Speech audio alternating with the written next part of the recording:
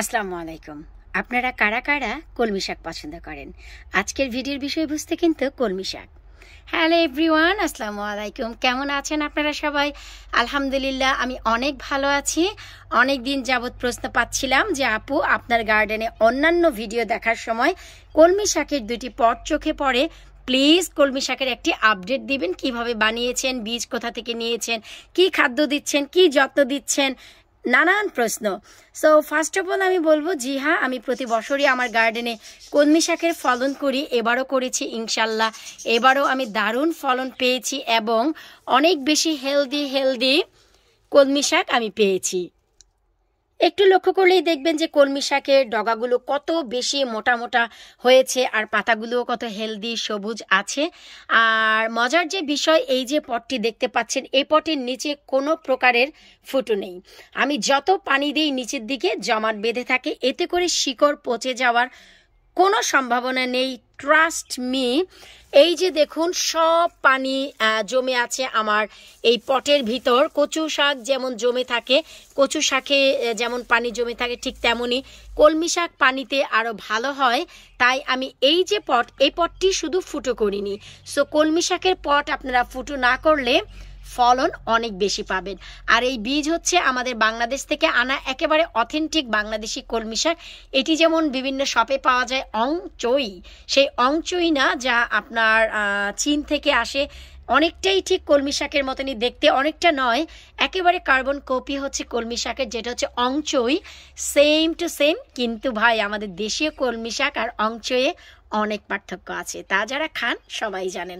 আমাদের কলমি শাকগুলো হবে ঠিক এইরকম বাঁচ ধরে, এই যে দেখুন ঠিক এমন বাঁচ, কিন্তু চই কিন্তু একটি স্টিকের উপর 2টি 3টি 4টি 5টি 6টি পাতা থাকবে, কিন্তু আমাদের কলমি শাক ঠিক এইভাবেই বাঁচ ছাড়বে, বিভিন্ন শাখা প্রশাখায় এমন পাতা আসবে।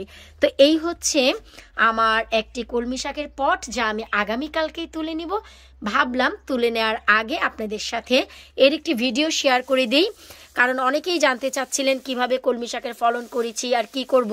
কলমি শাক একবার লাগিয়ে 12 মাস খেতে পারেন, তারও একটি ভিডিও আমি আপনাদের সাথে ইনশাল্লাহ শেয়ার করব। সেটা কিভাবে, যে একবার লাগিয়ে 12 মাস কিভাবে আপনারা খাবেন, এটা কলমি শাক কাটার স্টাইলেই আপনারা পেয়ে যাবেন, যার একটি ভিডিও আমি শেয়ার করব ইনশাল্লাহ এই ভিডিওর পরপরই। কারণ হচ্ছে কলমি শাক একেবারে গোড়া থেকে তোলা যাবে না, কিভাবে তুলবেন, কিভাবে খাবেন 12 মাস ব্যাপী, যার ভিডিও খুব শীঘ্রই আপনারা পেয়ে যাবেন। তো চলুন আরও একটি পটে আমরা কলমি শাক করেছি তা দেখে তারপর আমরা ডিটেলস ভিডিও বলবো। আর এই যে ডগাগুলো দেখুন একেবারেই কচি মোটা মোটা। কাল খাবো রে ভাই, কি দিয়ে? বড় বোম্বাই চিংড়ি দিয়ে খাবো। স্বামী বর্তমানে চিংড়ি মাছ খায় না, কেন জানি না, সব আমি খাবো। খাবো রে খাবো, চিংড়ি দিয়ে খাবো কলমি শাক। এরপর আরও একটি পটে আমি কলমি শাক ফলন করেছি, এই যে দেখতে পাচ্ছেন।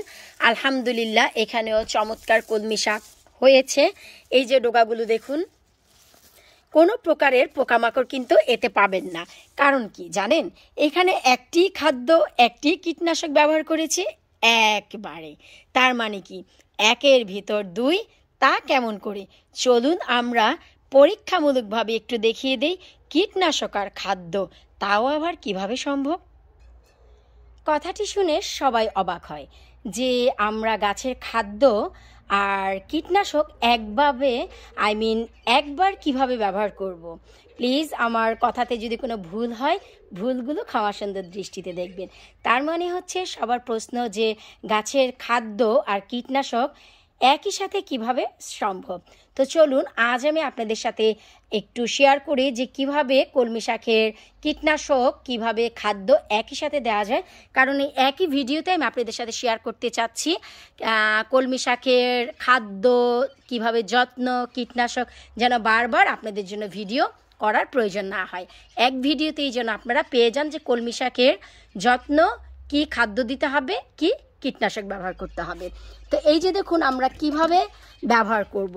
এই যে দেখুন আমি যাই খাদ্য দিচ্ছি, কিভাবে দিচ্ছি, আমি কিন্তু একেবারে পাতা থেকে নিয়ে মাটিটি ভিজিয়ে দিচ্ছি। এই যে দেখুন, এতে করে কীটনাশকেরও কাজ হচ্ছে এবং খাদ্যও চলে যাচ্ছে। ভাইরে ভাই, এক গাছেই কি দিব, আমাদের আরেক গাছ কি দোষ করলো? এখানেও যে আমাদের টব আছে, আমরা এখানেও ঠিক একইভাবে খাদ্য দিব। এই যে দেখুন, আমরা কিন্তু খাবার দিচ্ছি, সাথে সাথে কীটনাশকও দিয়ে দিচ্ছি। এটা আবার কি? তো চলুন আমরা আগে দিতে দিতে আর আপনাদের সাথে এই ভিডিওর পাতাগুলো সব শেয়ার করতে করতে ডিটেলস বলে দিচ্ছি। এই যে এই পাতাতে আমি দিলাম কীটনাশক আর গাছের গোড়ায় দিলাম খাদ্য। এটা কিভাবে সম্ভব? জি হ্যাঁ, সম্ভব। আমি 5 লিটার পানিতে আমার এই হাতের মুঠোর পুরো 1 মুঠ ভরে অ্যাপসম সল্ট নিয়ে ভালো করে ডাইলেট করে পানির সাথে গুলিয়ে তারপর এই যে দিলাম কিভাবে, পাতার উপর থেকে। এই অ্যাপসম সল্ট আপনার পাতাকে রোগমুক্ত রাখবে আর গাছের গোড়ায় গিয়ে গোড়াকে স্ট্রং করবে, গোড়াকে মজবুত করবে, গাছকে হেলদি করবে, হলুদ হওয়া থেকে বাঁচাবে, অনেক বেশি মিনারেলস এবং পুষ্টি যোগাবে এই অ্যাপসম সল্ট। এই কলমি শাকে এই একটি মাত্র সার ব্যবহার করে আমি এত বড় করেছি। আর এতটাই রোগমুক্ত আছে, অনেক বেশি পোকামুক্ত আছে, আশা করি দেখতেই পাচ্ছেন। কম বেশি ইউটিউব ঘাটাঘাটি করলে আমরা কিন্তু সবার গাছেই কিছু না কিছু কালো পিঁপড়ে এবং অ্যাফিড পোকা দেখতে পাই। আলহামদুলিল্লাহ, শুকর আলহামদুলিল্লাহ, এবছর এখনও পর্যন্ত ওই রকম এফেক্ট আমি পড়তে দেইনি। তবে হ্যাঁ, সময়ের অভাবে অনেক সময় অনেক গাছে কীটনাশক স্প্রে করতে না পারার কারণে কিছু কিছু পাতায় অনেক সমস্যাও দেখা দিয়েছে। তো তাও আমি ঠিক এভাবেই সলভ করেছি। ট্রাস্ট মি, অ্যাপসম সল্ট আপনার গাছের পাতাকে সবুজ রাখবে, হলুদ হওয়া থেকে বাঁচাবে, আপনার গাছের গোড়াগুলোকে স্ট্রং রাখবে, হেলদি করবে, গাছে যদি কোনো ফল থাকে ফলকে টিকিয়ে রাখবে, গাছে যদি কোনো ফল না আসে, বিশেষ করে লাউ গাছে যদি দেন অনেক অধিক মাত্রা লাউ আপনারা পাবেন, প্রত্যেকটা ডগায় ডগায় লাউ পাবেন। বিশ্বাস করে ব্যবহার করতে পারেন। এই সামারে সফলতা দেখে অবশ্যই এই লাবণী আপুকে একবার স্মরণ করবেন। শুধু ভিডিওর নিচে কমেন্ট করে দিবেন যে আপু আপনার দেয়া উপদেশটি কাজে লেগেছে আমাদের গার্ডেনে। এইটুকুই হবে আমার সার্থকতা। বিদায় নিচ্ছি আজকের মতো কলমি শাকের সাথে। আল্লাহ হাফিজ।